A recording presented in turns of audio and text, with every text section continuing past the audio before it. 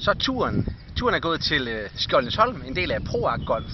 Vi har modsat, hvad vi selv havde forventet, kommet til at spille Old Course. Normalt vil man køre herud og spille Trent Jones-banen, men det er altså Old Course, vi anmelder i dag her på Golf Online.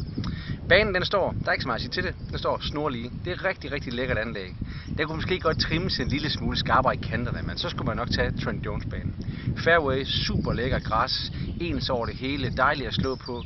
Der er god markering af semi-rough og rough, super dejligt, og der er rigtig meget semi-rough ud til roughen, så der er også noget at arbejde med, hvis man slår lidt skævt. Der er klippet ganske godt imellem træerne, og selvfølgelig er der noget rough, hvor man bliver straffet, men det er ikke så vildt, at man ikke kan finde sin bold. Greensene er ganske udmærket. De ser lidt langhåret ud, når man går til den, men bolden triller faktisk ganske godt, og ja, det er upåklageligt. 10 stederne lidt slidte, men altså, det er fint. Det er ikke noget, der generer, og de er gode til at flytte markeringerne frem og tilbage, sådan at man ikke skal stå oven i alle de her nedslagsmærker af turfs. Servicen herude har været rigtig god, der har ikke været noget problem overhovedet, og maden er igen dejlig, det lægger jeg også vægt på.